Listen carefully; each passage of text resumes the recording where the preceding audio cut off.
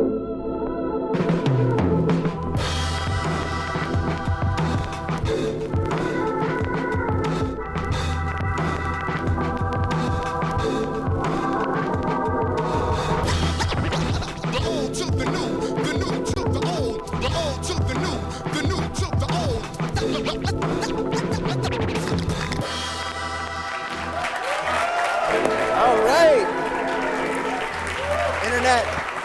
you.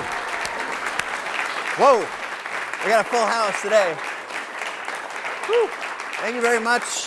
Thank you. Welcome to another episode of Chase Jarvis Live. I am Chase Jarvis, your host, your guide. I'm a photographer and an entrepreneur. I hope you're familiar with my work. Once or twice a month, I get together on this very stage and invite someone who deeply inspires me and who I want to introduce to the rest of the world to sit here on the couch and have a conversation with not just the people in the in-studio live audience, the lovely people who just clap their asses off, but also the folks out there on the internet. That's you. From anywhere in the world, you can ask us a question, hashtag CJLive. I'd like to kick off by saying thank you so much to CreativeLive.com for helping us make this possible. That's where the world's best experts teach, and we can connect you with them to improve your creative education. And also, a huge thanks to Borrow Lenses, the best rental shop in the world. That's where I get my gear from all over the world. Thank you very much for supporting the show. Speaking of Borrow Lenses, there's been a contest that's going on that ends at noon Pacific time here in about 1 hour, where we're giving away a Canon or a Nikon plus 5 lenses for 30 days of your use to jumpstart your photography career or test out some lenses. There's a little widget on the live page. You can enter there. And also, concurrently with that, we're going to announce that at the end of the show. Concurrently, if you hear something that you love, if there's a great quote, I know Brandon's going to be dropping a lot of great information. If you hear something you love, send a quote plus hashtag CJLive and the short URL to this page here, and we're going to pick 3 of those people who put quotes out there on the internet via either Twitter or Facebook, and we'll give you a signed copy of Humans of New York.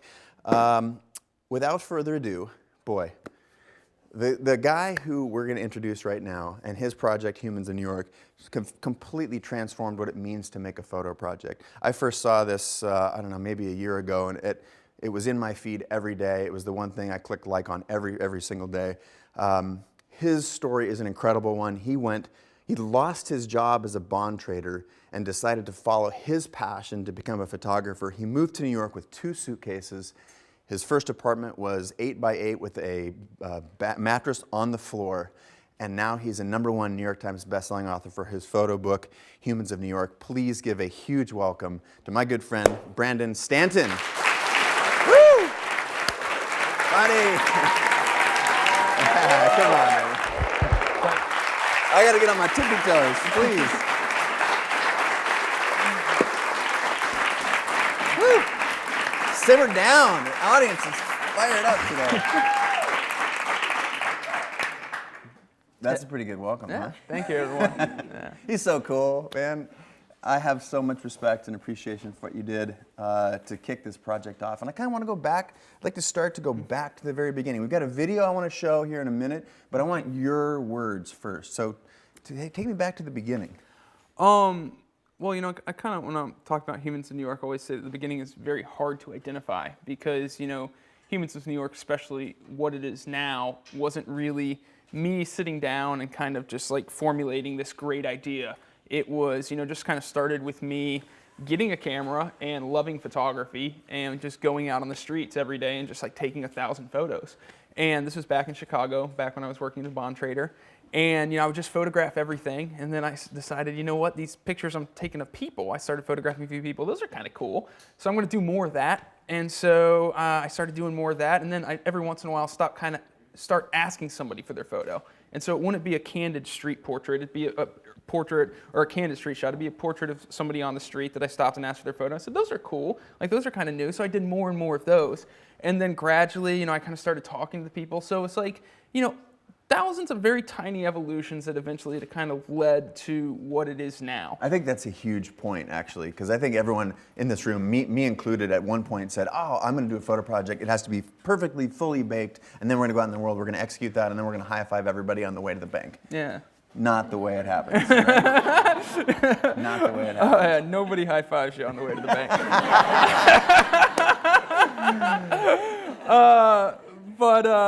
Yeah, no, it really wasn't like that at all. And we were talking, Chase and I had dinner last night. And, the project, because I was in Chicago at the time when I started photographing people, and then I lost my job, and I was just doing photography as a hobby.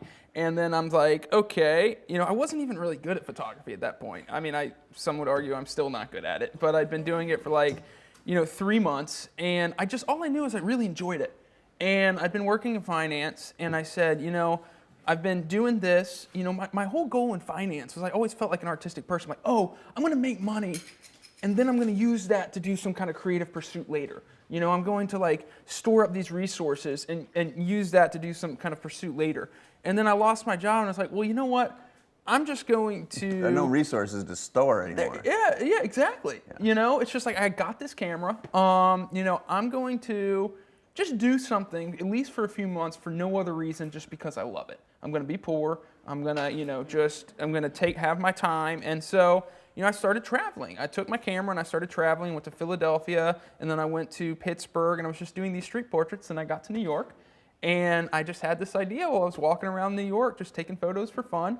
I'm going to go home, I'm going to pack up my stuff, and I'm going to move to New York City with the goal of taking 10,000 portraits. I'm going to plot them on a map, and I'm going to be that guy who did that. I'm going to be the guy. That was my idea. I was like, I'm going to be the guy who takes 10,000 portraits of people around New York City and then plots them on a map and kind of creates a photographic census. And that's nothing like what Humans of New York is now. That's what I always say, when we're talking about don't wait till you have the perfect idea to start. The idea that I moved to New York to do, that I risked everything to do, is nothing like the Humans of New York that eventually became successful. But it was enough. It was enough to make me take the leap and cut the rope behind me. I moved to New York and I said, I'm going to be a photographer.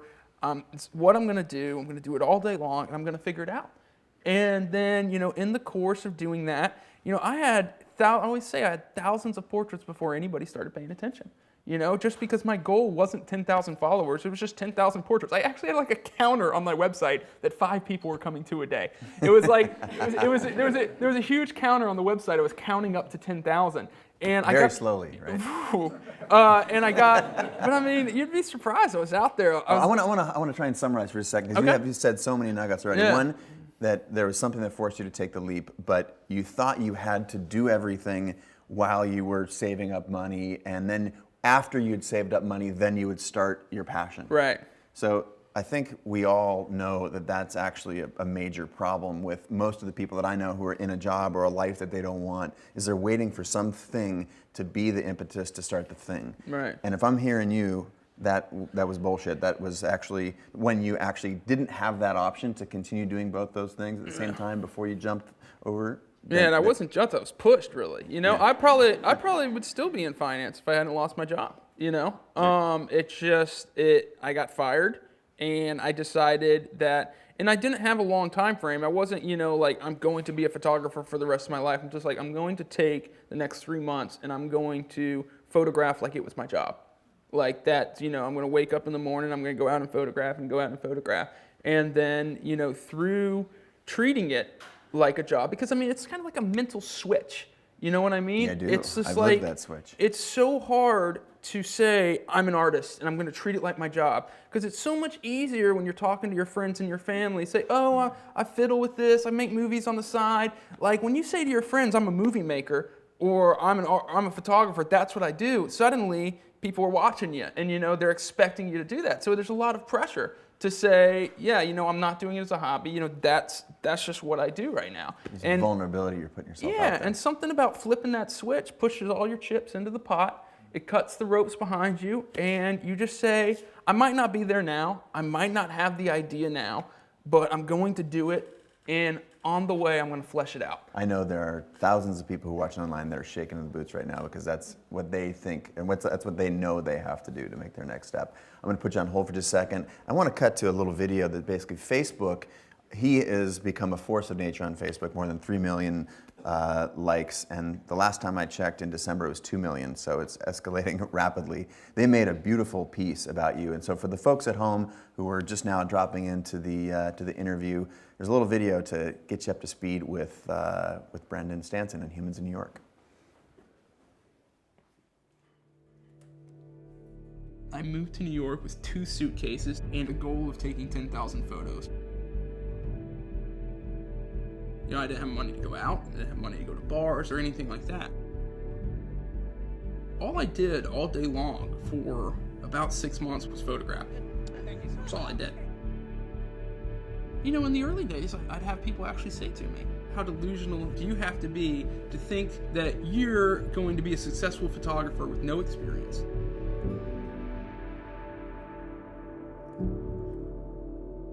I had thousands of photos, and I've been doing it for months and nobody was paying attention.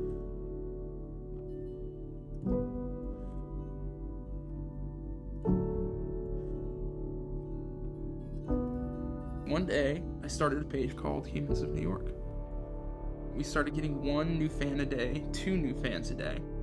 And I said, forget everything else. This is what's working for me. And so I just started uploading my pictures directly to Facebook, and then all of a sudden it just...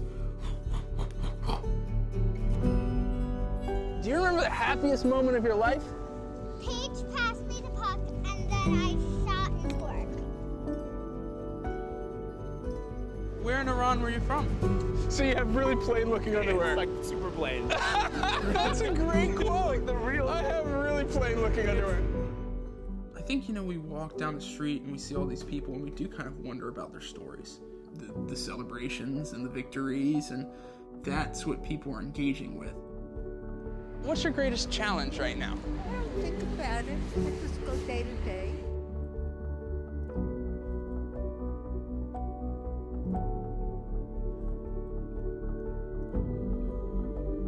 What's the hardest part about math? Fractions. Fractions? Yes, I hate fractions. I hate fractions too.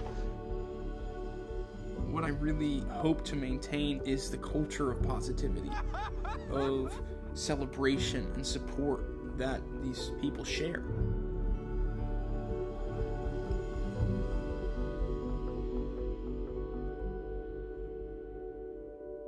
Nice. That was a beautiful repeat, Tom.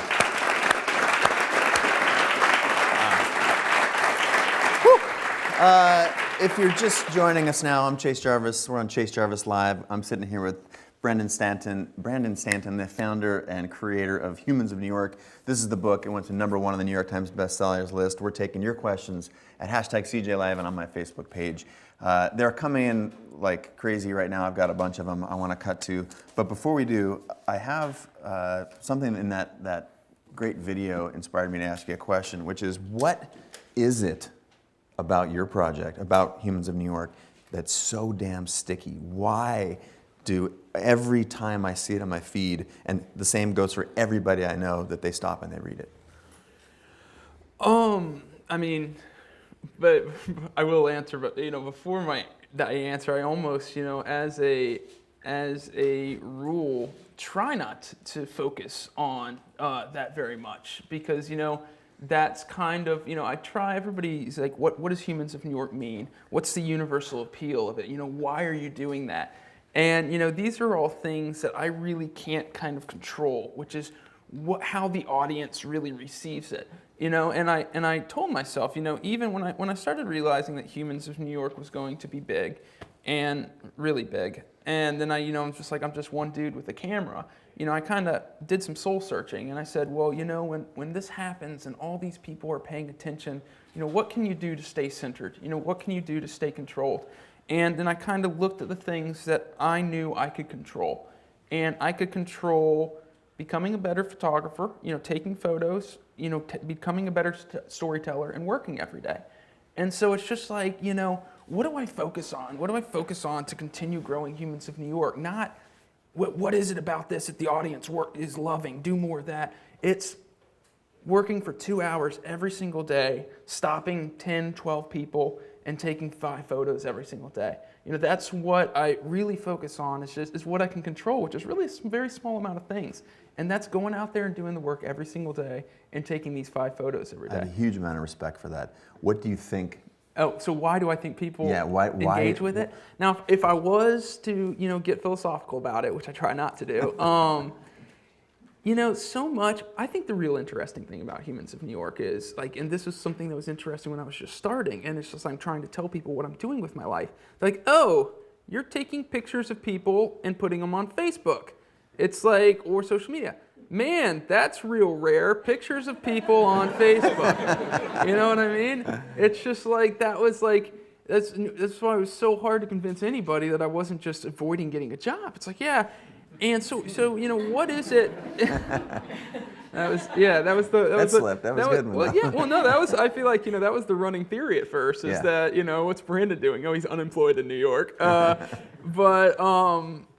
I think the interesting angle on that is not really what makes it captivating. It's what makes it captivating in relation to all these other photos of people on social media. And the answer that I come to is that so much of social media is stage managed. Because we're really kind of controlling our own presence on social media. So what you get is everybody's highlight reels. This is the version of me that I really want to portray. And everything's very stage managed. And if there's something that I kind of hold dear and I hope is true about Humans of New York, is that it's very unstage managed. In fact, if I have an interview, that's the thing, somebody followed me around one day and they said, I used to think you were a photographer, but now I realize you're just a dude walking around having conversations with people and then taking their picture. And I was like, I really like that. Yeah. That's just exactly what I'm doing. And it's just it's the feel and the dynamic of that conversation that kind of lets people's guards down for a little while. Yep. And here they are being completely honest and completely open. And so then these little portraits that, show up on Humans of New York 5 times a day, I hope, are very kind of honest, refreshing glimpses of people. That's the magnet. I hope so. It is. There's the authenticity. Like when I know what attracted me to it before we were friends, it was just this authenticity, the real human part of it. And we, as you said, that gets so diluted and so, I think stage managed is an amazing term for it, that we are seeking that, not just in the material that we consume, but in our own world. Because I know the soundtrack that plays in my mind, the scary one is like, is my work good? What do people think about me? And you told a story last night about why people are willing to tell these intimate things to a complete stranger. So can you give us the next layer of this? Obviously that's just kind of hypothesizing because, I never know. But one thing Chase and I were talking about last night, it's very interesting how there's this paradox in the street. When I stop somebody and I ask them for their photo, that on one side of it, the conversation I'm having with the person on the street feels very anonymous. Like, oh, some stranger just walked up to me. He's kind of asking me questions. And he's going to shout them out to 3 million people in a couple minutes here. That's the irony of it, is that, and here's something that's very interesting that demonstrates this.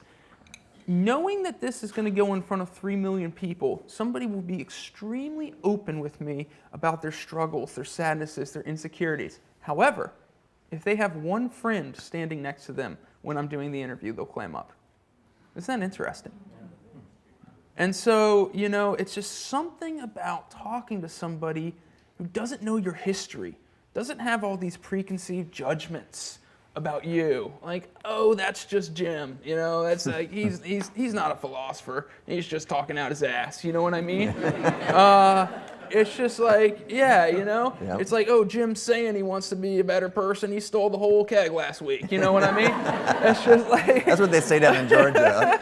Just stole the whole keg, man. It's just like, I don't know what it is, but it's just something about the dynamic and the anonymity of it, which is really a paradox because it's not anonymous, that, people feel very, very comfortable being open with somebody that they don't think has preconceived notions of them. Wow. I will say that the questions that are coming in, they're coming in so quickly via Twitter and Facebook that our folks can't keep up with them. There's a handful that are coming in from all over the world. You're not supposed to look at my cheat sheet over there. Sorry. This one's coming in from Israel. How do you decide who to interview? That's the big, you're on the sidewalk in New York and there are thousands of people pouring past you. How do you extract this one element of beauty? That has evolved as well. And I was telling you, kind of Humans of New York has been a result of just thousands of small evolutions. And one of them's, really visible even in the book. It's just like Humans of New York was evolving out from under me even when my book was going to press.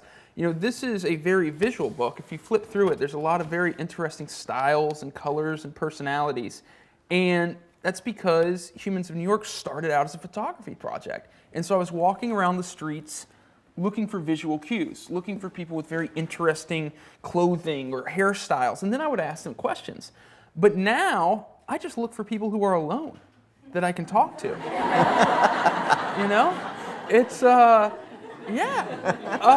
It's, it's interesting. I used to spend 8 hours, and I just don't think one's better than the other. It's different. I used to spend 8 hours a day just walking around the streets of New York looking for the most vibrant and unique and interesting people and then finding out a little bit about them. Now, I just look for the first 10 people I can find every day that are sitting alone, and I spend a long time with them. And I try to draw these extraordinary stories out of them. And it's just like... Can I divulge? I got to go on a little walkabout with Brandon, I don't know, a couple trips ago when I was in New York.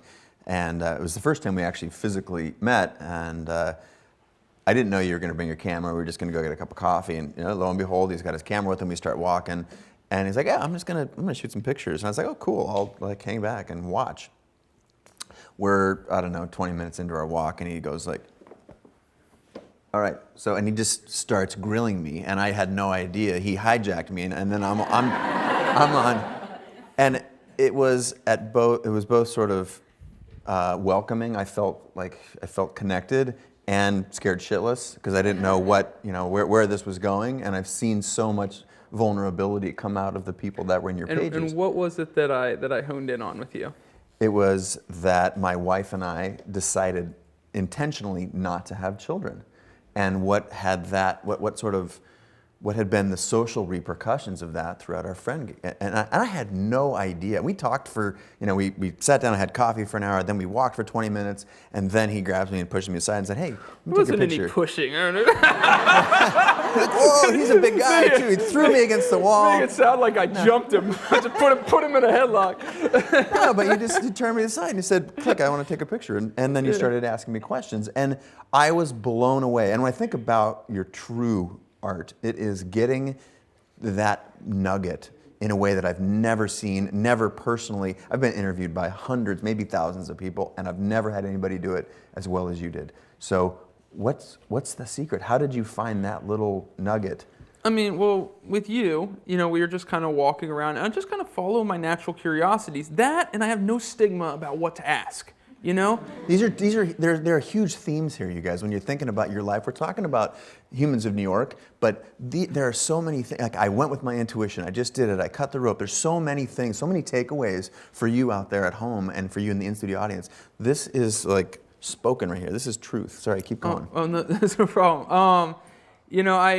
I just basically follow my natural curiosity, and I think that's a big one. It's just like I never censor myself. I never say, "Oh, ask that, but that might be rude. That might be embarrassing for the person." I just always well, if you weren't sure you were gonna, this is not you, but if I was talking with somebody in a poor neighborhood who had a child, and I guess the child kind of really young and, weighed down in his life. So, did you consider about terminating the pregnancy? And then we those situations, those questions would be completely taboo at a cocktail party or among your friends, But it's just I never censor my questions because I'm afraid of somebody's reaction. And I think people always appreciate it because we're surrounded by people censoring their questions. They don't want to create uncomfortable situations, so there's a lot of stuff inside of us that we don't talk about that's really kind of deep stuff. And you said, I imagine, a lot of your friends probably don't grill you on your decision to not have children. Maybe definitely it's taboo. Yeah. But when it does come up, I think this was in the post. When it does come up after a few beers with friends, there's a tension oh yeah, man, well, it's the best to have kids, but it's also, man, I think about it every day not having them. Yeah. And that's a vulnerability that also is not cocktail party ammunition. Here's why I think it's good to not have the stigma in asking those questions and to get those answers, because every single thing that we're holding in, because people won't ask us those questions, other people are holding in too. And I think that's one of the things I love. Brilliant. Well, that's one of the things I love about Honey is when somebody tells me this sad, tragic story that they feel like their personal crisis and their personal burden. I can't wait to see the comment section because I know there's going to be 50 or 60 people saying, God, the exact same thing happened to me. Yeah, you actually called it. You said, I think this is going to be fairly popular. And I think it had something like, I don't know, likes or whatever, 50,000 and 4,000 or 5,000 comments. Yeah. And it's a hotly debated topic. And how do you know? Like, you now know what's going to, like, what gets people to come out of their shell and comment and engage with the content. Well, I mean, if there's one thing that I use as, I try not to be looking for anything in particular because I feel like, same thing with my photography, I try not to look for any visual cues and I try not to be looking for anything specific in my questions because then your work starts to follow a pattern. That's why I don't like to answer the question, what's Humans of New York about? Because the moment I define that, then suddenly I'm not just listening to these people on the street. I'm trying to put them into this context of my view of humanity. And as an artist, you're resisting being put in a box, which is something you've been told your whole life, or at least I was, that if you're going to be an artist, it's so risky and noisy out there. You have to be this, you have to do this one thing and do it better than anybody else. But by the very fact of you being unwilling to define it for the world, it remains flexible, remains your thing that you can drive and change. And I think that's beautiful. Yeah, no, I haven't thought about it that way, but it's also a good. No, it's yeah. Well, I always it's not defining it allows me to define it later. This is very true. Yeah. But as far as the interviews, how do I know when I have something quote unquote good? Yeah. Well, because you shoot a lot more pictures than you post. Right. And it's if there's one, like I said, I try not to qualify it in any certain way, but if there's one thing that I use as a gauge of how good of Humans in New York post is, it's honesty. It's just honesty. And see, that's and it's. I think that just got retweeted 10,000 times. Well, it's not honesty versus lying. It's honesty versus concealment. And it's just and I can tell very shortly into a conversation of, wow, this person is really being open. This person has really open energy. And even if they haven't said something that I think I can use yet, I will stay with them for 20 minutes because they're searching their mind. They're honestly and openly participating in the process. Whereas then on the other hand, you'll have people who are just giving you kind of flippant, maybe using humor to deflect the answers or giving you very short answers that you can't really follow up on, which is completely their right. It's definitely not anything against them that they're not choosing to disclose to a stranger with a camera. But then that's when I know that no matter how awesome the picture was, that I'm probably not going to get a post that is as engaging and as intriguing as other Humans of New York posts because that person's not going to honestly kind of give us a glimpse of themselves, which is completely their right. Sure. Let me ask I think this might be a little bit prying, but having seen people unlock before you, do you feel that at some level you're giving them a little bit of a gift by interviewing them? Well, yeah. It's your art. I mean, you're giving them your art. It sounds kind of self-congratulatory to say. That's why I qualified it. But, it's just imagine I didn't have a camera, and imagine I didn't have an audience of 3 million people, and I was just a guy walking around talking to people. That's when I feel man, there's people I talk to, and I just know for a fact that was the highlight of their week. An older person who is just kind of hobbling down the road, maybe their back's bent and they can't even lift up their head, and I'm sitting there and talking with them about their lives for 20 minutes, and they're just very genuinely thanking me as I'm walking away. It's just so it's not even the presentation, it's not even just sharing with the world, it's just the human interaction and not a, here you go, sir, go ahead, I'll open the door for you, but what's your greatest struggle right now? That's heavy. How are you dealing with your wife's death? Have you met anybody new? Do you think you'll date again? These. I'm getting nervous just having my wife is fully living and. Hot seat. Yeah. Now if you're just joining us, I'm Chase Jarvis. I'm sitting here with Brandon Stanton, creator of Humans in New York. I have never had one person look at this book, touch this book, and not say this is unbelievable. It's available at Amazon, and actually we've got them here. we love Elliott Bay Books. If you want to order from them, that would be fantastic. The questions are coming in from all over the world. I'm going to fire off a couple just more processed ones. How many people say no? Who's this? This is at Jones Me. How many people, Jones Me, Jones Ma, how many people say no for everyone that says yes? So that has been an evolution also. When I started, I would say about 2 out of 3 people said no, and that's the hardest part about Humans of New York. And I realized that if there's anything, if you want to just talk in a business kind of Machiavellian term of vocabulary, that's the barrier of entry to Humans of New York like work is the rejection. Yeah. Like there be times Rejection. 50% of the things you throw out there get swatted with a no, or and it's 33%. Like, yeah, and it wears down because remember, like when I was just starting, I didn't know if it was okay to ask people for their photos, not even to mention ask them questions of their lives. Right. So when I would go back out there in the early days before anybody was paying attention and ask 5 or 6 people, and they all brush me off or say, no, you can't take my photo, then I really start to internalize that. And I say, this is weird. What I'm doing is imposing on people. It's weird. I'm doing something weird. And it's just really, really wearing you down. Like the night after my book became a #1 New York Times bestseller, 10 people in a row said no. And I was just like, I've got to sit. I was like, I've got to sit down. Like, I just Talking about highs and lows. That's of a creative. When you go out and you put yourself out there and you achieve success, success doesn't necessarily mean success the next day or the next minute. I'll be texting my girlfriend. I'm getting slaughtered out here today. I got to take a break. You know, it's just so pure numbers. When I started, I would say about 2 out of 3 people said no. Wow. I have got it to the point where about 1 out of 3 people say no, and I can't imagine I'm going to get much higher than that. Apply that to your own work. If of the projects that you put out there on a regular basis, what if 2 out of every 3 said no, or 50% said no? I think we would feel like stressed out. Yeah. Well, and the real heartbreaking ones is you just get the most beautiful older couple you ever seen. They're so well dressed. They're holding hands. They look, and you've just been walking for 2 miles, and like, oh, this is the greatest thing. And then you get their photo, and they say yes, and so, you know, how did you guys meet each other? We've got to go catch a train. And it's just like, oh, my heart just breaks. It's just like, it's not even the photos anymore like it used to. It's when I get the great photo and the person doesn't have time to talk to me or doesn't want to talk to me, and my heart's just breaking as they walk away. So how much a part of your project is heartbreak for you personally? Sorry if that struck a nerve. No. I mean, less and less. You know, I think there was a lot at the beginning. Yeah.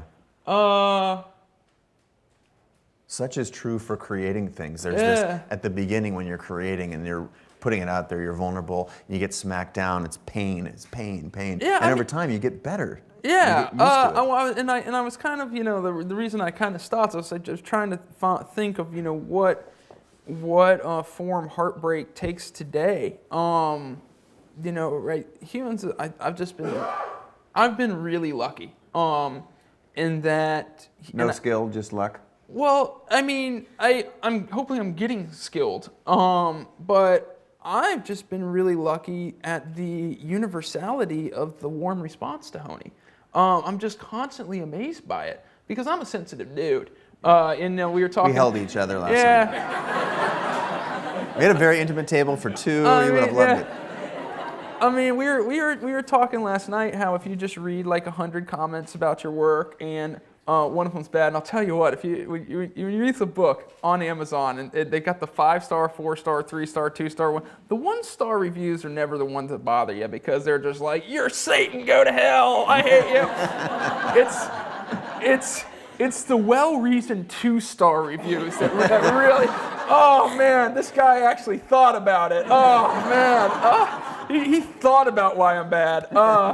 Yeah. There's a ton of insight in there actually. Like when you're listening to your critics, there's a voice that's going on in your head, right? Yeah, and I was gonna say, you know, I've just been so lucky that the reception of Humans of New York has been very largely, I mean, almost, it just amazes me. You know, look on Twitter and stuff, it's just 100 to 1 positive. Yeah. And I keep waiting for it to end. It's just like, oh, it's gonna turn.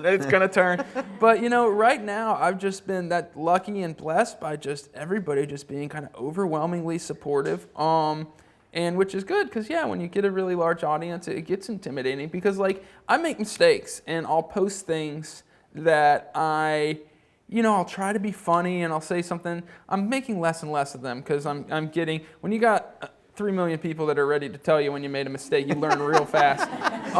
Proofread. Yeah, but earlier on, I would try to be funny. I'll try to have kind of an edgy humor, and then I'd cross a line and say something that I didn't realize at the time, but I'm looking back at it. Oh, that could be offensive, and I didn't see it.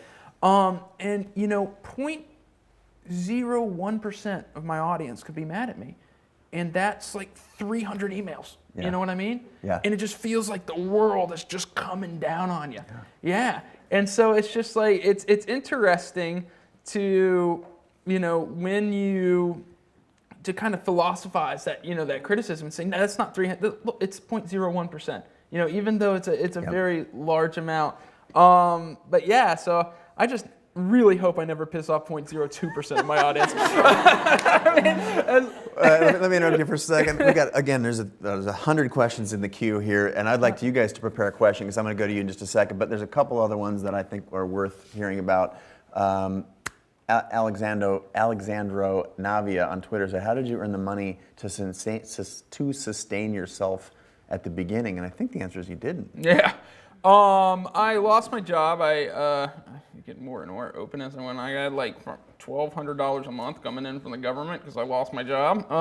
And I slept on a mattress. We were talking about this. Like my first room in New York, it was a sublease with 3 other roommates. My room was a mattress on the floor with nothing on the walls for 6 months. I ate peanut butter and jelly sandwiches, Cheerios, and turkey sandwiches, and was still borrowing money. I remember some people saved my life with some $300 checks a couple different times. Like saved my life, like a $300 check. Wow. Yeah, made Honey possible, and it's just like, it's unbelievable. That's amazing. Yeah, to think back on it this time. I remember one of the scariest moments of my life was when I came home and my door was unlocked and I couldn't find my camera. It ended up being on top of the microwave, which I never put it there. But like at that, I never looked there. at that point in my life, I was so backed up against the wall financially that if something had happened to that camera, it was over. Everything I'd moved to New York for was over. So speaking of, Arnold Flower Key via Facebook wants to know, just give us a super brief, like what do you shoot with? Do you say EOS or EOS? That's awesome. EOS? But that's literally, how beautiful is that? That these are just tools. They're screwdrivers and hammers or cameras. It's not about the brand. It's pronounced EOS, but EOS. we'll let you. Yeah, there you go. I have said EOS in every interview I've ever given. Perfect. Okay, I shoot with a Canon EOS 5D Mark III 50mm 1.2 lens.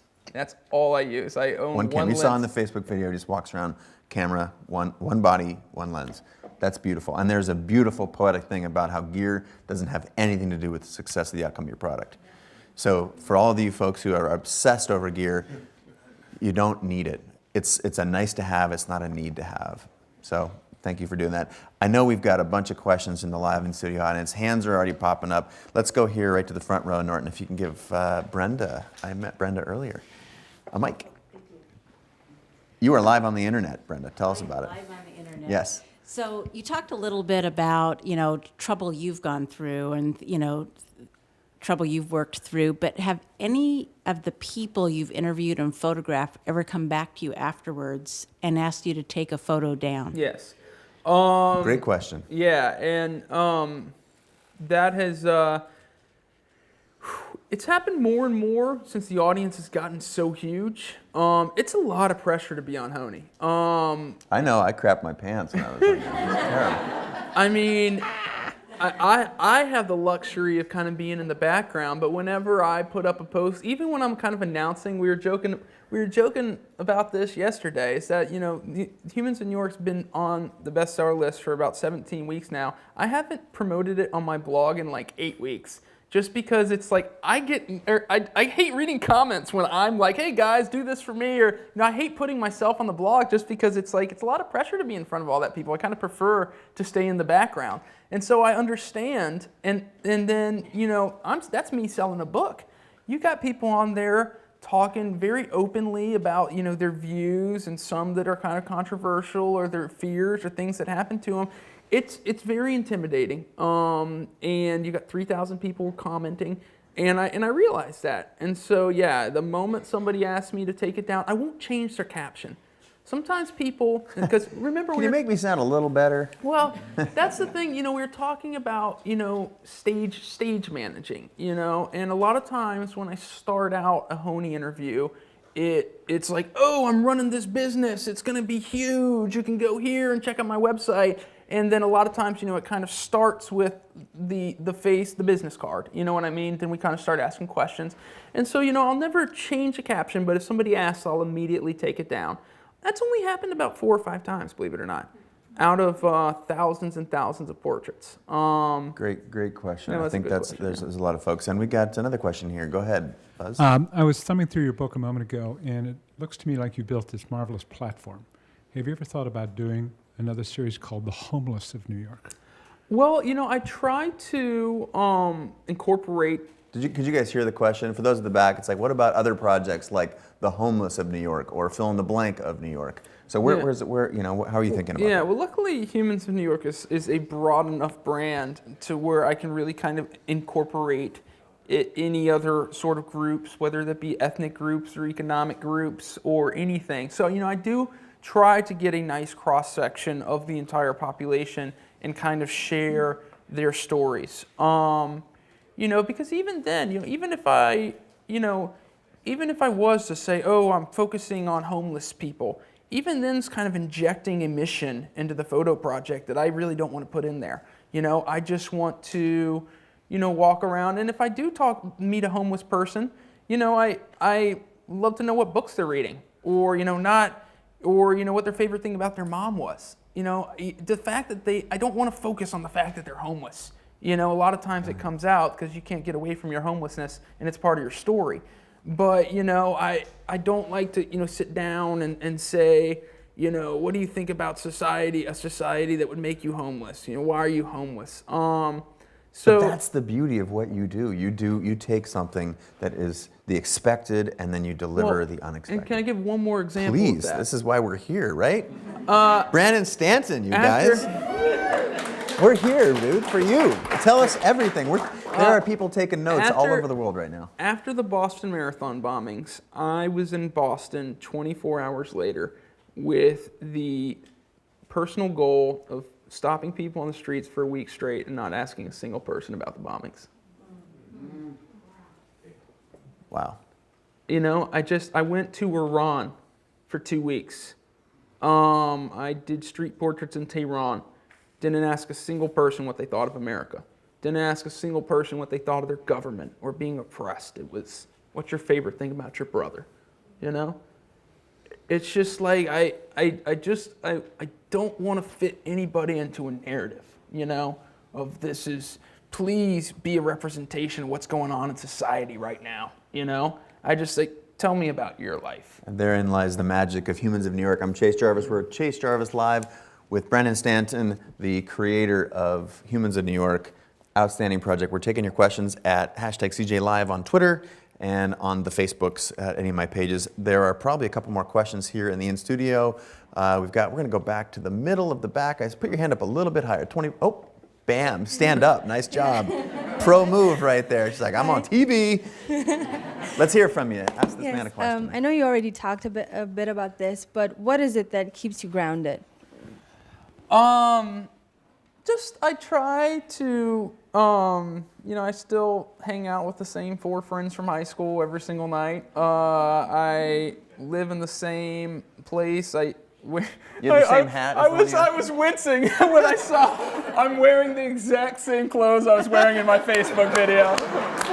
I mean, you guys can look at the bottom of my shoes. It's just like, believe it or not, I was just like, I would say it wasn't back when nobody was paying attention to Humans of New York, but like really one of my happiest times is when people were just starting to pay attention, to it. And I was like, oh, this thing is wonderful. I get to photograph every single day and people were paying attention. Just that feeling, of doing what I love and having that time and then being able to support myself and other people enjoy it, and like that's where like all my greatest happiness was coming from. So you kind of look at that and say, okay, when was I happiest in my life, and what did that require? You know what I mean? What did that happiness require? And it didn't require a nice house. It didn't require anything. It just required time, which I have. And so it's just like I'm happy. Why do I want to add things? Why do I want to create complexity in my life? By being this person or going to these parties or doing that. So if the answer is I just try to change as little as possible. I just try to hang out with the same people and wear the same clothes. Literally. Literally. But it's amazing. Yeah. And I just try to laugh at it. Just don't.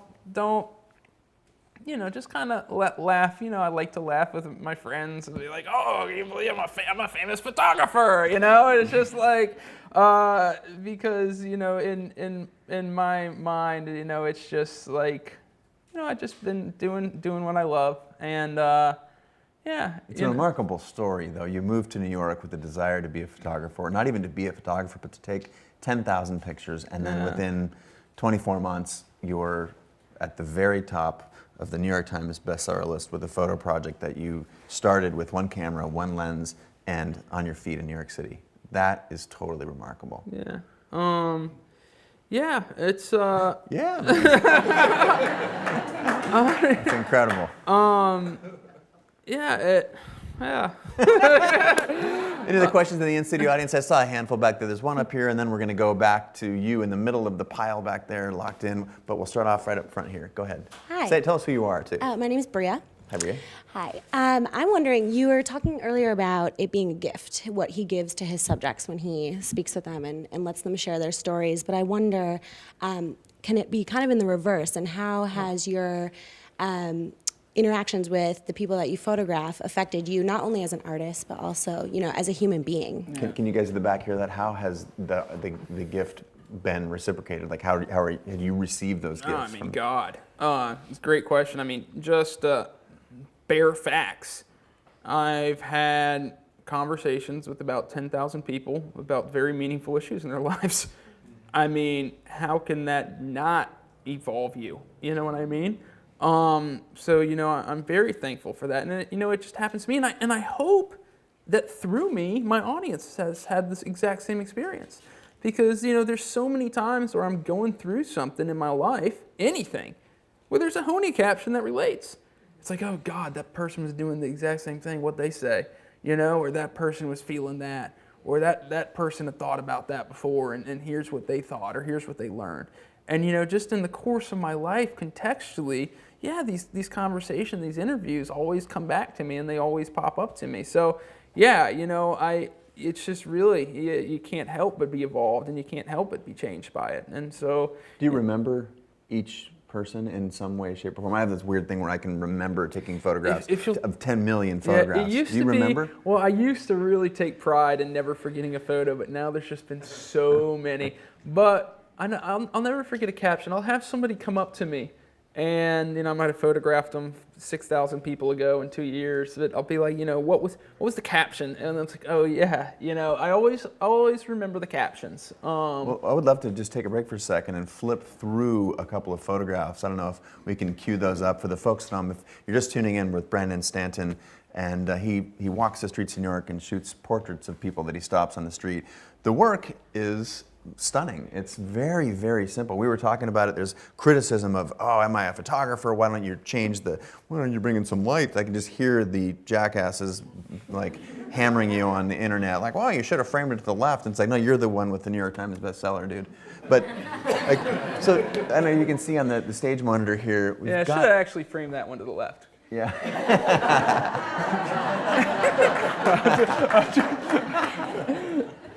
But let's just go ahead and scroll through. Do you remember that caption? Oh yeah, well that one.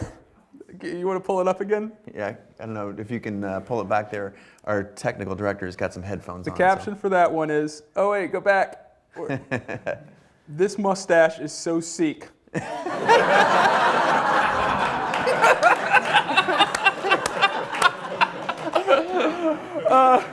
So that was, that was in the early, because remember I said it was evolving. And remember I said the early stages of Humans in New York was me walking 8 miles a day looking for these wonderful faces, and that was an example of one. That was before the interviews started getting really deep. But I value those photos just as much, because sure, tons of personality comes through that too. Let's scroll through a couple more if we can. I can remember the caption. I like this game. Let's see. That guy said, I'm out here promoting my company. I know you wanted my photograph because you think I'm a grown man playing around with a Muppet.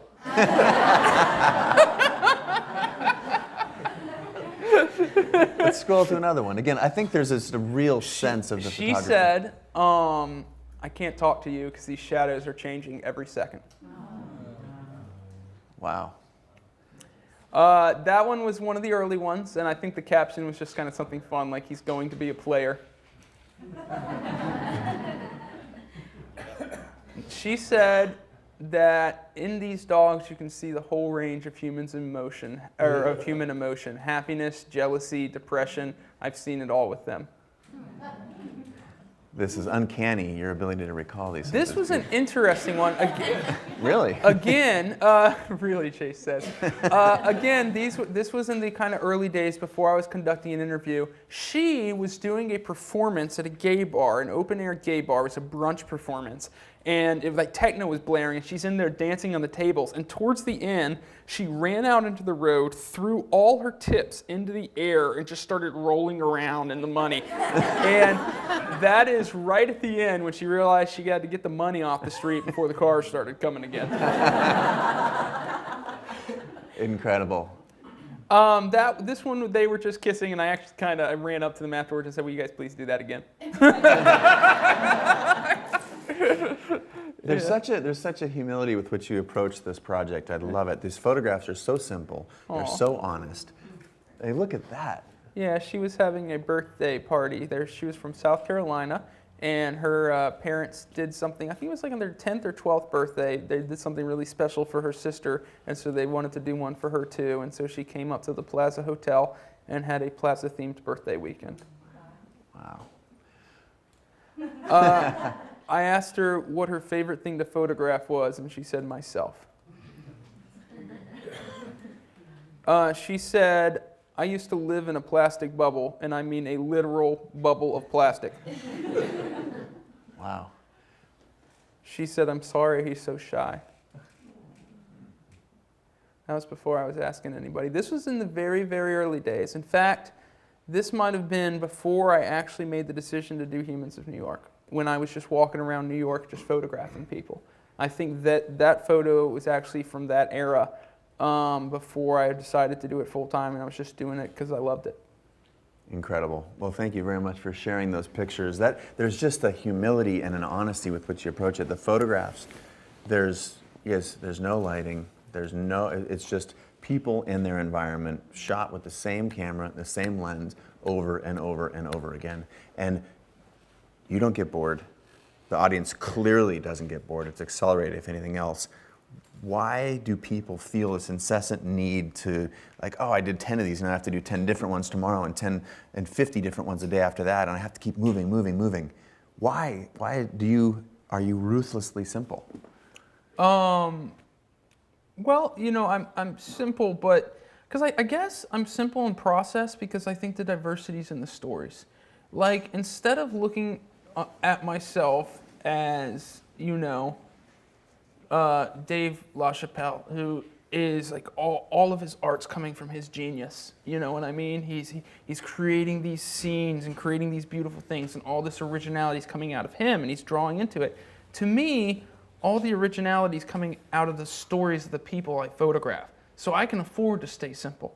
You know what I mean? I can afford to just kind of perfect this simple, repetitive process because the diversity and the newness and the freshness is going to come out of the legwork of the people I find on the street and their stories. Artistic process question. You are very obviously, you've said the word process about 20 times. We've talked about how simple it is.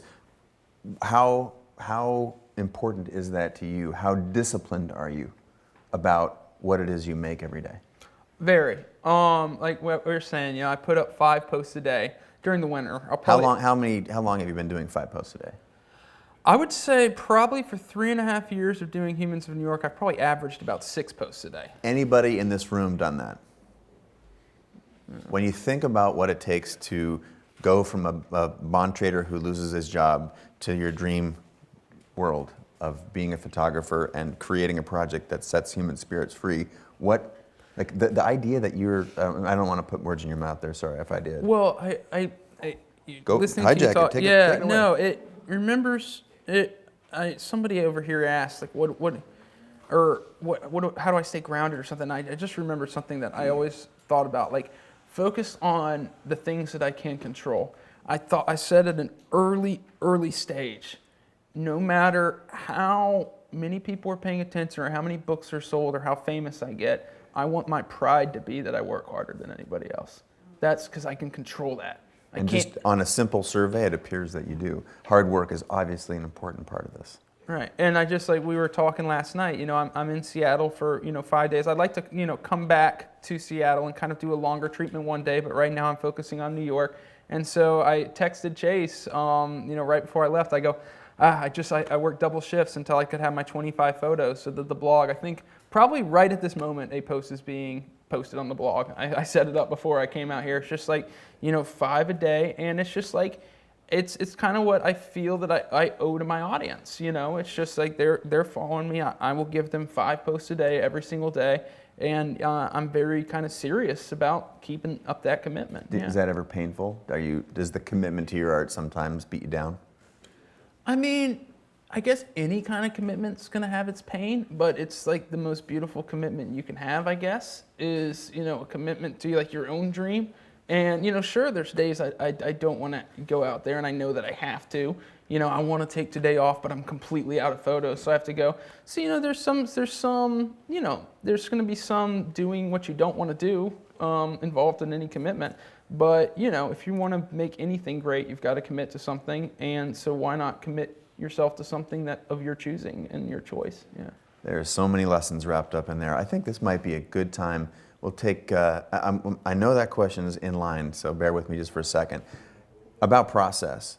Is there anybody in here who might be interested in sitting on the couch for a second? Are you kidding? No. I'm honest. Do what? We got 2 hands. We got 2 hands up there. If you're honest, if you want to sit up here. Can I interview you? Yeah. We don't just get to hang. I mean, all right. Let's get a microphone in her hand if we can. We're speaking about process. I think we'll. Oh shit! Hat's coming off. Yeah, this is us. This is actually something I do. I think it's a little less threatening. Like whenever I'm in the winter and I'm approaching somebody, I always take off my hat right before I get up to them. She knows you were wearing a hat because she saw you. Yeah. So. Sorry, it's your deal. It's actually this. We're just gonna kind of use this as like a demonstration of the questions I ask and stuff. Okay. So if you can't think of an answer, don't worry about it. The questions are always hard. You got to think. One out of the most common response I get to every single question I ask is just silence. So don't. Remember, one out of 3 people turn him down. Yeah, so if you want, I'll be honest. we've got 3 people in the audience here. Yeah. So what I'll do is what's your name? Marina. If I saw Marina on the street, what I always try to do is this person doesn't know me.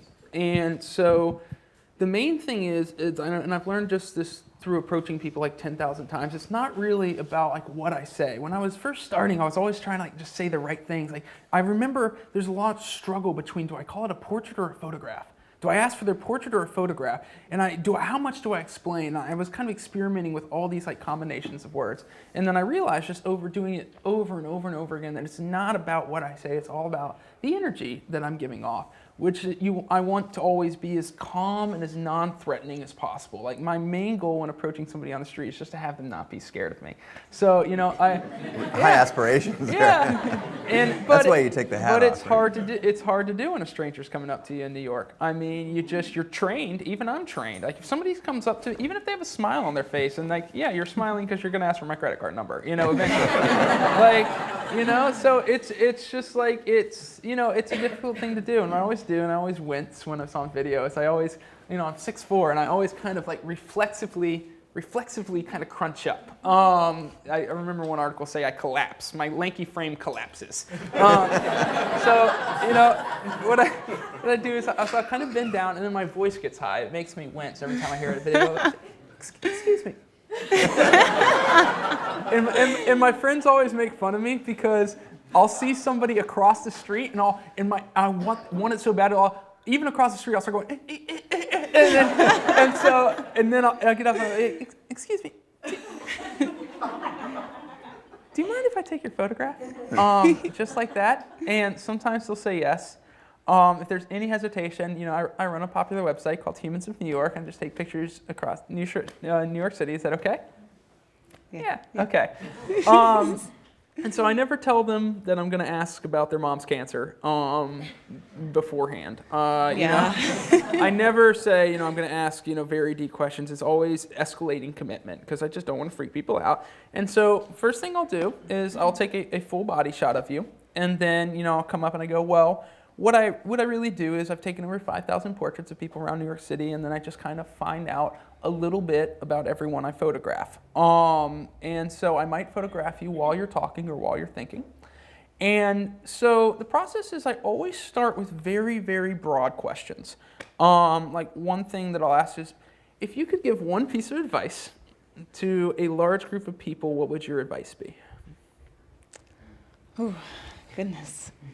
I guess I always try to tell my friends and people who are going through a hard time in their life that we each create our own world. We each basically control the whole play that is written each day. So even if you had a bad day yesterday, try to wake up and write a new one today. I guess that's what I'd say. And that's what I always expect when not that specific answer. But when I ask that, you get a kind of broad answer, which is like control your own world, And I never want to stop there because I'm always looking for stories and not an opinion. So I'll come back with, tell me about the time in your life that you had the most difficulty controlling your world. I'll be really honest with this one. Probably the most difficult time was when I was trying to get custody of my younger sister. And I was 20 years old, and I didn't have a lot of people who were supporting me. So who were you trying to get custody from? From my mom. And so what were the concerns that led you to trying to get custody of her? My sister had been taken away 3 times by CPS, and it was an unsafe home. Now, what was it about it that was unsafe? A lot of things. Unsafe people, drugs and alcohol and abuse. And I didn't want my sister to grow up the way that I did, and so I was very passionate about getting her out of there. Were you able to? I did. Wow. Now, it was your mother that she lived with? Yes. Do you still talk with your mother? Now I do once in a while. After years, now we have a friendship. Wow, interesting. Yeah. Does she apologize? She did, yes. Wow. Now, at what age was your sister when you finally got custody of her? She was 10. She was 10. Wow. What does your sister do now? She works at a pizza place and goes to school, and she's super happy. Wow. So what was the toughest part about raising your sister? All of the teenage years. Really trying to be a mom and a dad and a sister to a kid, and being her main person. And there was a lot of tough parts of it, but what's the toughest?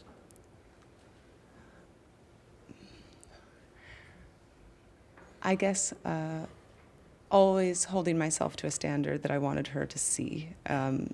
Always trying to be the best role model and the best influence on her, I think. What was your lowest point when you were raising your sister, when you're just like, I don't think I can do this? Was there a time like that? Yeah, it was last year, and she was just going through, she might be watching this, so she was going through the hard teenage years, and she was really tough and really moody, and it was just a lot, but she got through it, and now she's the most awesome 17-year-old you'll ever meet in your life. There we go. We have all the pieces there for a story that a lot of people will identify with. A lot of people cause a lot of people to reflect on their lives. It would be an absolutely beautiful conversation in the comment section about other people who, were raising their brothers or, had a child early and are dealing with the same things. And one thing that would be cool would be so many people would encourage you. If this was a Honey post, there'd be hundreds of comments. You go, sister, like you're, like don't worry, she'll appreciate it one day. And all because you were very honest. You know what I mean? Yeah. Can we give her a round of applause? Thank you so much. And thank you. Thanks a lot. So I want to just back up a little bit and kind of deconstruct or re-engineer a little bit of what was going on there in my mind. I didn't after Marina. Yes. Okay. After Marina, obviously, started being really open with us. I didn't want to stop her and then explain. But so yeah, she gave a very kind of control your world, and then it's just like. Any sort of like piece of advice, one quote I love is that all advice is biographical. That if if somebody gives me a piece of advice, I want to know what happened in their lives that made them reflect and generate that worldview. And so, I'm always looking for the story that's underlying people's opinions, or people's perspectives. And so, and obviously Marina, had a very interesting story. And then, one thing I did is, I asked, well, what was the toughest moment of, raising, what was the time that was lowest for you? And a lot of times I'll lead with those questions, I would ask advice or struggle, and then I'll go, what's the happiest moment of your life? What was the saddest moment of your life? What time of your life did you feel most afraid? Because, I feel like the most transformative stories in our lives are normally coupled with very strong emotions. And so I'm looking for stories. And so a lot of times using these emotions as prompts, like tell me when you felt this, or this, or this, or this, it's kind of a shortcut to getting to a story that had an extreme effect or a very transformative effect on that person's life. And so really, and the process really isn't even more complex than that. I have about 6 or 7 questions. And as you can see, the real, I guess, I don't like the word meat, but the heart, of Honey captions come from the follow-up questions. And from, okay, I've given you this prompt, but now I'm very genuinely interested in your story. And I don't know if you guys could see the switch. Like, there was a time where it's like, I was very appreciative that Marina was being so honest, and it's just like, it wasn't about demonstrating anything. It was just about listening to her and, finding out her story. And it's just like, that's when I know that the process is working, is when I kind of forget it's a process. It's just like, that happened to you? Like, really? Like, wow. Well, what did you do then? Really? Like, and it's just like, it's just me talking to a person, Thank you so much. Yeah. Oh, thank you. More. Thank you. All right. Thanks a lot. We'll take that from you. You want to give that to, would you give that back to him? Yeah. That is your book, which he will sign, I'm sure, shortly. Will you give that to Norton? Thank you so much. Wow. Whew, therapy session, I am whooped. I love seeing the process, and I think the humility and again the honesty is just a great word. You tapped into emotions, and when people are out there in the world, there's a project inside of everyone that they want to start, but they're afraid to start, whether it's photographically or a book project or a storytelling. I think emotion is the connective tissue that I gravitate towards with Honey, and I can't say that statement for everybody else, but I know that human emotion to me is the hook. It's the hook in film, it's the hook in relationships, and you do that better than anyone in the world, I feel like. I have never seen anybody be able to walk up and I was the recipient of that sort of experience, and it was very, very meaningful, so thank you. Well, thank you. It's very nice of you to say. The world is asking questions, and we need to go to the phones, as we say. Again, I'm with Brandon Stanton, the author, the creator of Humans in New York. Amazing, amazing book. The world wants to know a lot of things. What actually brought you, this is at jhuckphoto, wants to know, what actually brought you to publishing a book? Because that's different than doing a blog and doing a Facebook. Talk to me about the book, because this little sucker did pretty well last time I checked. Yeah, well, I mean, obviously, at some point, you'd love to pay the rent. And, you know, as I started to get kind of a large collection of photos, you know, it seemed kind of a very natural transition to, okay, you know, put it in a book. It wasn't, you know, out of the blue. As soon as I started having a collection of photos that I was proud of, you know, I would love to have seen it in printed form. The path to a book was more difficult than I expected. And then hopefully, if I can be assuming enough to say that hopefully maybe the success of Humans of New York will make it less difficult for people following me. You think? But even when I had, I remember we started pitching that book when I had 280,000 Facebook fans. And, you know, there's the 6 big publishers, and maybe 3 of them met with us, and 1 of them made an offer. So that book got kind of published by the skin of its teeth. Yeah, it's just, you know, everybody was telling me the 2 things I kept hearing was photography books don't sell, and it's too regional. You know, yeah. There's also a nugget in there, and people are going to hate, people are going to naysay any project that you do, any undertaking that's worth its salt will have naysayers, you guys. I mean, this is the #1 New York Times bestseller that was told those 2 things. What goes through your mind when you hear that it's not going to work, it's too hard, it's broken, it's too small, we're not going to sell any units? What goes on in your mind so that the folks at home know when that shit hits their fan, they know they can push through? You know, I could make something up right now,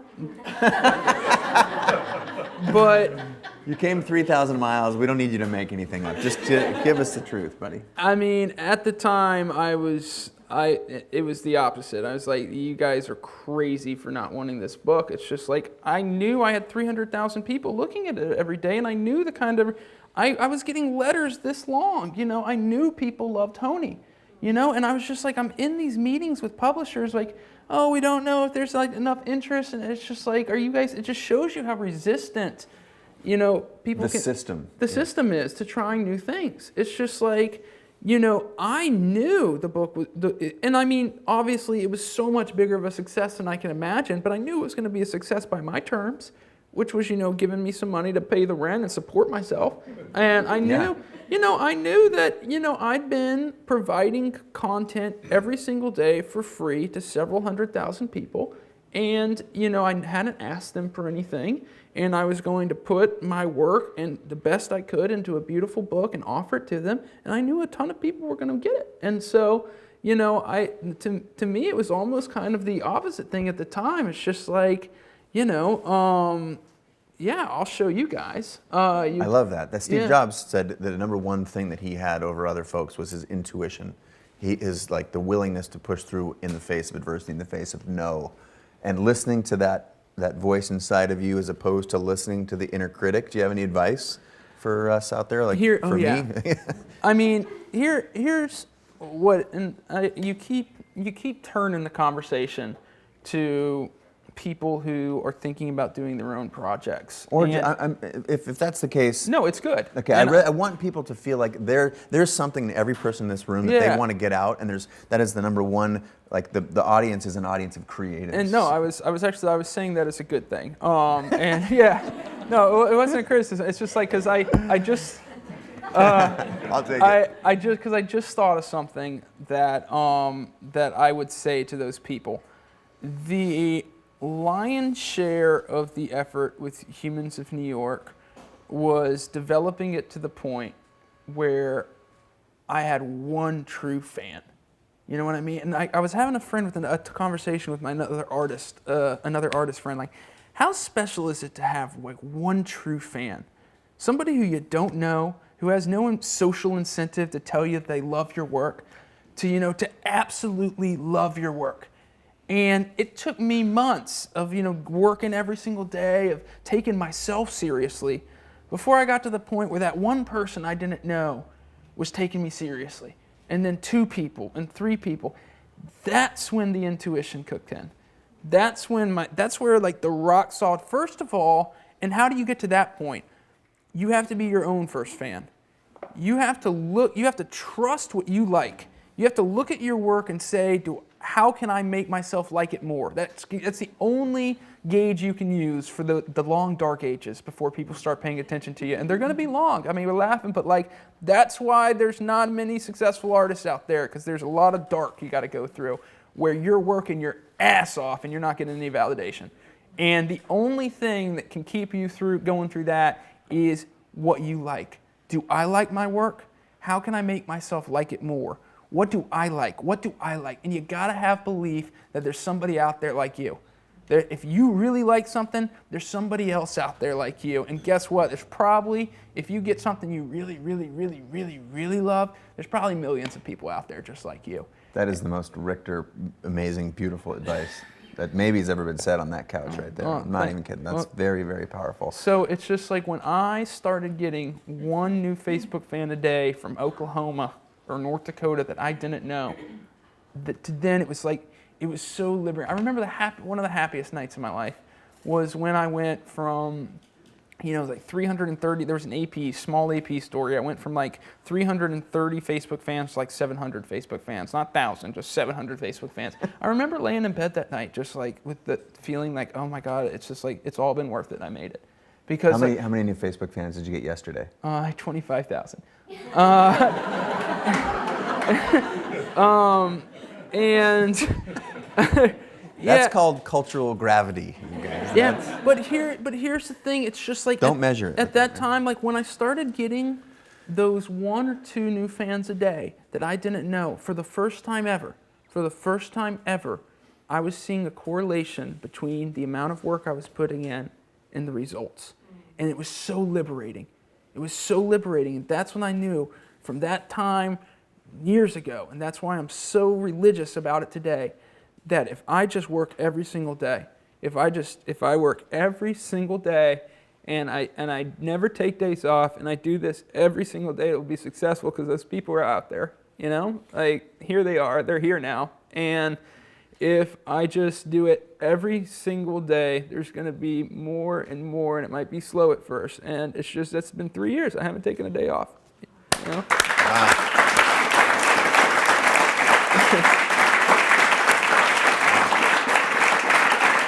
That is called hard freaking work right there. That is true payoff. You've been on couches all over the world with, you did a couple shows on ABC last week, right? Well, I was on Diane Sawyer. It's Diane Sawyer. Facebook followed you around, ABC's followed you around. What part of your story is, I mean, I'm sure you've been in the New York Times a million times, the Wall Street Journal, like everything has covered you. What part of your story hasn't gotten out? Every interview ends with that question. So I mean, I just at this I'm point, a terrible interviewer. I'll go home. No, I mean, you're a good interviewer, but because so many people have asked that before, there's nothing left. Yeah, exactly. I'm always like digging up that one last thing. What color underwear are you not? Yeah, I just I think it's a pretty simple story, Great. Well, the world still wants to know. I'm assuming there are a handful of questions here in the in-studio audience. I'm going to get a couple of those. I'm going to go to the phones, and then we're going to start to wrap this up. So if you want to ask Brandon a question, now is a good time to do it. Again, if you're just tuning in, I'm Chase Jarvis, sitting on the couch with Brandon Stanton. We're taking a couple more questions on Twitter, #CJLive, and on Facebook, my Facebook page somewhere in there. And if you're retweeting quotes, we're going to give away actually 2 signed copies of the book. So we got a microphone, check 1 2 1 2 back there. Stand up, tell us who you are, and it's your stage with Brandon. I'm Whitney Keys, and I'm so glad that you got out of your corporate finance job. Number 1. So you definitely are not just a photographer. You rotate between these roles of journalist and therapist, as Chase said, and just as we saw, you tap into people's emotions very quickly, and you rotate from, as you said, happiness and joy and depression and challenges and fear. So as you're photographing that person, how then do you go back and choose which story you want to tell? There are so many across that spectrum. Right. We were just talking about this last night too. The show should be just you and I having dinner.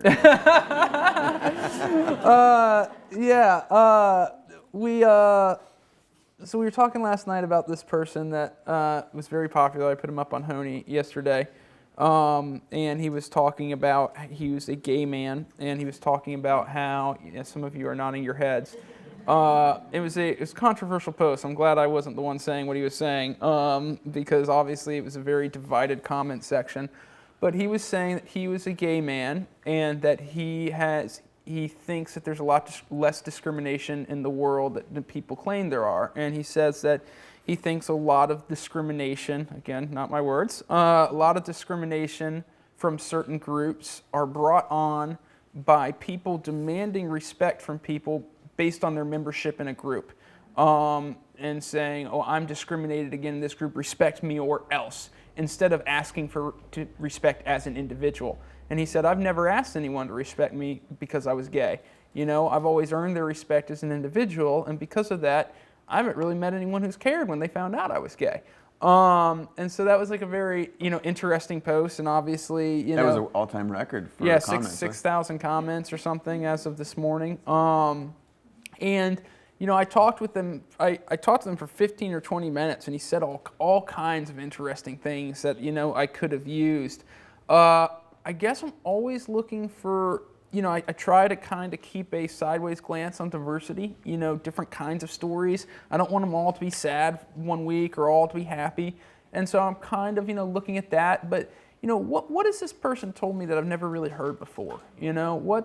What is really unique about this person? Like, that's kind of what I'm listening for. That, yeah, he said some other things which were great, but, I had some people last month that said something similar. Now that I've never put on the blog before. And so that's how I chose his. Very powerful. And then I Live Photo wants to know, the NOLA Daily wants to know, how do you record these stories? It's a very sophisticated method. I was joking with Chase about that last night. I'm sure there's 9 million apps that have been invented that would make this easier, but what I do is I just pull out my phone and I text to myself. Just a reminder, like, oh, ding, oh yeah, I talked to that person. I text things to myself while they're talking, and that is my one camera, one lens, a phone, text to himself. That means it's about the work, you guys. That's a very, very powerful thing. We've got some more questions here in the studio audience. Norton, point to me to the next question, and tell us who you are and fire away. I'm Jean. Hi, Brandon. Hey. So with Humans of New York. So much of it is capturing these little moments and stories that belong to so many other people. Do you have any specifically New York stories or moments that are yours and aren't necessarily directly related to this project? Is every story yours, just a little bit? Yeah, well, I do kind of like, I feel like it's very hard to distinguish my life from Humans of New York right now. You know what I mean? And when people ask what my greatest struggle is, that's the answer I give. I did bring my camera to Seattle. I almost left it home though, just so, my girlfriend's coming up here, just so, because I'm trying to get better at sectioning it off. Like we're doing this and we're going to spend a couple days exploring, Seattle. And so it's just like being one person, who just, obviously the accomplishments of Humans of New York have been amazing, and they're continuing to grow. And, there's a lot of pressure to not mess it up. And like, God, this has happened. It's been so great. Don't screw it up. Don't mess it up. And so, I'm always thinking about Humans of New York. Wherever I am, I'm thinking about Humans of New York. And so, yeah, it's very hard for me to say, oh, this is my New York experience outside of Humans of New York. Let me hijack that for a second, if I can, and jump on the tails of it by saying you just are going into China now. So to talk about the universality of this project. Tell us about China. I mean, not all of China, but tell us about it. So it was a little funny. So recently, Honey went viral in China, which is like one of the coolest things in my life right now. Just because it feels so cool. Yeah, big in China. It's just like. Well, you are. You're 6'4", man. It's just fun to say. It's just fun to say. But a couple weeks ago, Humans in New York went viral on Weibo and WeChat, which are the two big Chinese social medias, and I started getting all these emails that like, yeah. You can't read. Some of them were English, okay. And so I was like, wow, that's cool. And so I have this, and I don't know if you guys could have kind of picked up on it, and I joke about it as if it's like a caveman thing, but like I'm actually dead serious about it. That like my strategy with Humans of New York, if something's working, do more of it. You know, it's just like, oh, these people photos are good, and I never took another picture of a bridge again. You know what I mean? It's just like, yeah, and so. Obviously, the work was, being appreciated in China, and so I was like, all right, well, I'm going to start translating these into Mandarin immediately, or translating them into Chinese. I guess Mandarin is a dialect. The commenters let me know that.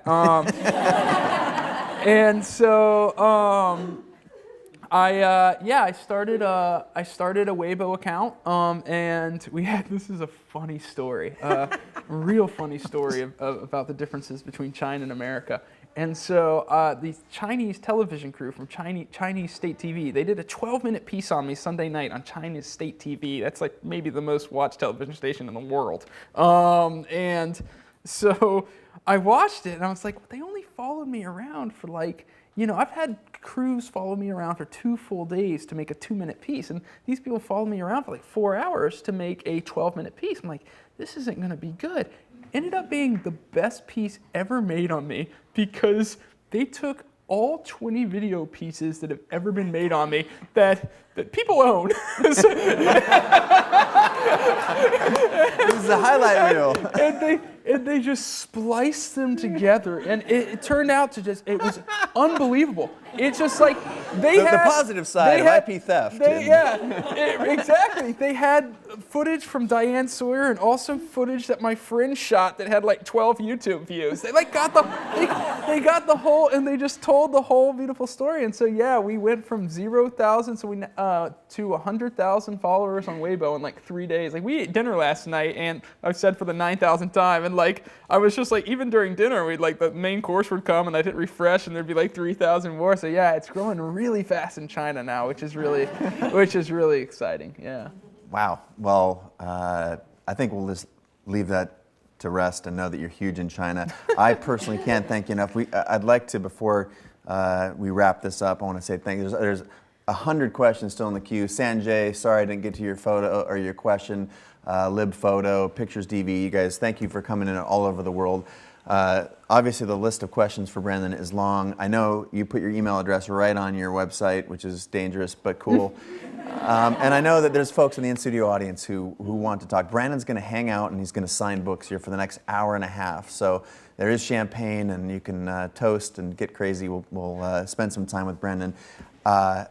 We got a giveaway just real quick here. Huge thanks to Bar Lenses for providing this kit. If you are out there, you don't need 5 lenses because Brandon did it with 1, but 5 lenses in either a Canon or whatever of your choice. There is a winner for that, and that's Courtney Zeitzay. I can't even say it, but you will, if you know that you won, email production@ChaseJarvis. And the 2 signed books are at Nick Colas and at Claire Palo.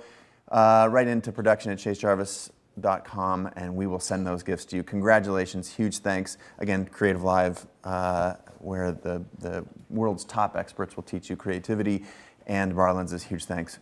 Big, big shout out. And man, it was a therapy session. I learned a bunch of stuff that I haven't heard you say, and I know that this crowd is excited to shake hands and take some pictures. What an amazing episode. Huge thank you. Brandon Stanton. Humans in New York, baby. Come on.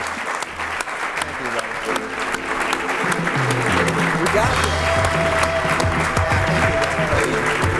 Come on, stand up, man. I really appreciate it, brother. Thank you. Signing off. That's it.